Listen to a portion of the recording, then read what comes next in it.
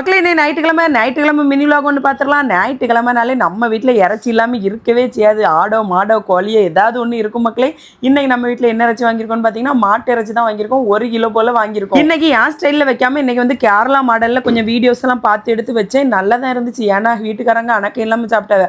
வீட்டுக்காரங்க எதுவும் குறை சொல்லாமல் அணக்கம் இல்லாமல் சாப்பிட்டாலே நல்லா இருக்குன்னு தான் மக்களே அர்த்தம். கல்யாணம் கழிஞ்ச புதுசுல இருந்தே எங்கள் அம்மாவும் அப்பாவும் சர்ச்சுக்கு போயிட்டு இங்கனோட போகும்போது என் வீட்டுக்கு வந்துட்டு தான் போவாங்க. பிள்ளைகள்ட்டையும் கொஞ்சம் விளையாடிட்டு எடுத்துட்டு நான் வந்து ஏதாவது வாங்கி கேட்டுருப்பேன். முந்தின நாளே அம்மா சர்ச்சுக்கு போகும்போது அதை வாங்கிட்டு வாங்க இதை வாங்கிட்டு வாங்க. இப்போ வேற நாவப்பழ சீசனா இங்கே வந்து வாங்குவாங்க பார்த்துக்காங்க. எல்லாரும் பங்கு வச்சு போக கொஞ்சோல தருவாங்க. அதனால அம்மாட்ட சொன்னேன், அம்மா இங்கே வந்து கொஞ்சோல இருந்து தரவே எனக்கு நிறைய வேணும் அப்படின்னு சொன்னோன்னு நேற்றுக்கே சந்தையிலேருந்து வாங்கிட்டு இன்னைக்கு வந்து சர்ச்சுக்கு போயிட்டு வரும்போது என்கிட்ட தந்துட்டு போனாங்க. எங்கள் அம்மாவும் அப்பாவும் நான் எது கேட்டாலும் உடனே எங்கள் அண்ணன்ட்ட வாங்கி கொடுத்துருவேன். ஏன்னா இதனால என் மவா வந்து புகுந்த வீட்டில் பிரச்சனையாகி பிறந்த வீட்டுக்கு வந்துருவான்னு பயந்தே வாங்கி தந்துருவாங்க. சண்டைன்னு ஒன்று எப்போ வரும் எப்படி வரும்னு சொல்லவே முடியாது. அதனால என் மகளால் அது வரக்கூடாதுன்னு சொல்லிட்டு எங்கள் அம்மா அதில் கரெக்டாக இருப்பாங்க.